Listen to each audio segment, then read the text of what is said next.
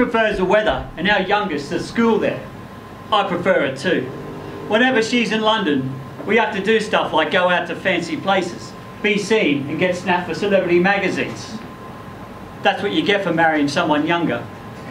Wouldn't mind if the magazines had something else to say other than how old the singer of the Striped Tigers looks these days. Yeah, I'm feeling my age. My idea of a good evening is dinner at home, a bottle of wine and some football on TV. It's hard to get me excited about anything these days. Is it because you've done it all? The wife asked. Is that why you never want to leave the house? Well, she'd be surprised to know where I am now. You see, I haven't been back to my hometown since we buried my brother Stu some 36 years ago. Driving past a bit of motorway where he's supposed to have come off the road, I had to put the radio on. But after a couple of minutes of that crap that passes for music now, I've switched it off sharpish. Prefer to use my time thinking anyway.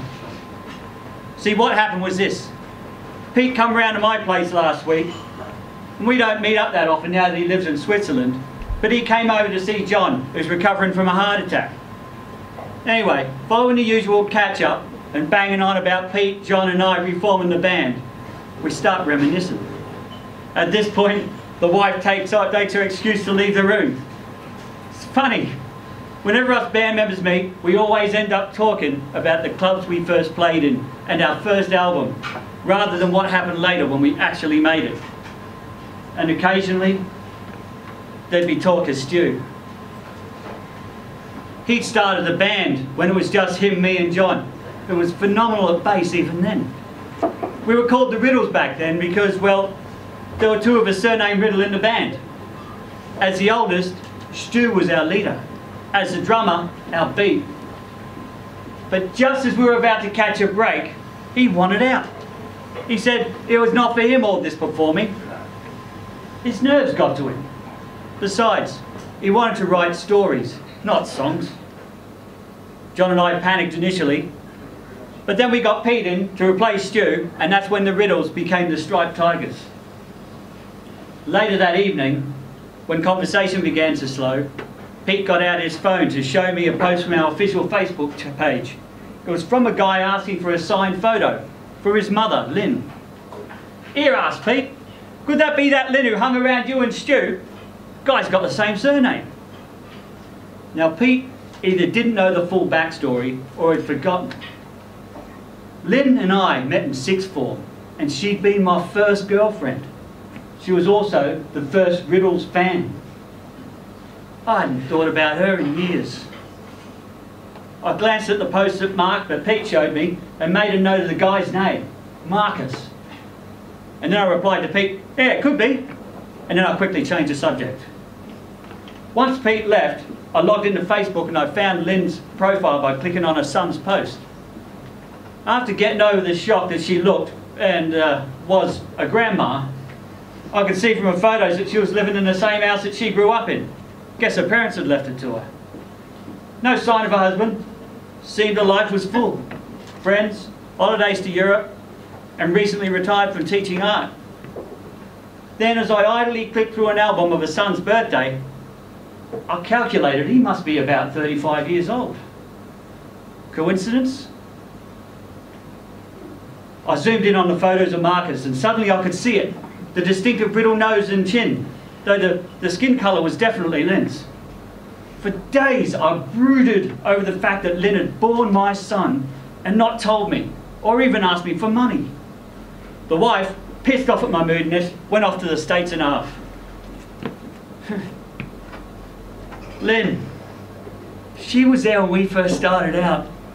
She loved equipment around and cooked for us after gigs. She was there when we had our first top 20 single as the Striped Tigers and then acquired a manager. Her love was pure. Can't say that about any of my exes. It was about that time, you know, just before our first big TV appearance, the manager suggested that perhaps the Tigers' lead singer shouldn't have a girlfriend. I discovered that I could now get girls on tap, and I agreed. Lynn was at art college then, but come down to London whenever she could. She was becoming a bit of a bore with all her talk of settling down, so much so I openly flirted with fans in front of her. At the same time, Stu was working as our assistant slash roadie. You see, after he left the band, he struggled to make money writing stories, and so asked if he could work for us until he found his feet. You know, I actually got Stu to tell Lynn that I was breaking it off with her, and then drive her back north that same night. Yeah, it wasn't just Lynn I was treating badly. It was my big brother too. You see, it didn't take long for the fame to get to my head. And you'd be right to think the drink and the drugs had something to do with it too. It was coming back from that trip that Stu lost his life. Last time I'd seen Lynn was at his funeral. So after all these years, I find myself parked outside Lynn's house. And as I sit in my car trying to summon the courage to knock on her door, I'm beaten to it by a tap on my window, and I look up to see Lynn. "Sam Riddle," she said as I rolled down the window. "You've been sitting outside here in your fancy car for 15 minutes. Come on in, the neighbours will be talking." I followed her into the house, into the front room where we'd spent so much time smooching as teenagers. All the furniture and the furnishings were different. Yet sitting on the sofa now, it felt like nothing had changed. Lynn sat on the armchair opposite and chit-chat followed, stilted at first. I asked about her life, she asked about mine, thankfully leaving out my divorces and my time in rehab. Then she says, "So I guess you know." I nodded. "Why didn't you tell me? I would have supported you. He seems like a good lad." She sighed. "We just didn't know how you'd take it. We were going to tell you, then you decided to finish things, so that made things easier, but..." I had no idea what she meant by we. It couldn't be Marcus. But rather than interrupt, I let her go on. She explained how one night after I'd left her alone, crying in a hotel room again, Stu had knocked on the door. Though he'd only just comforted that very same evening, she began to see him in a new light. And slowly that's how things started.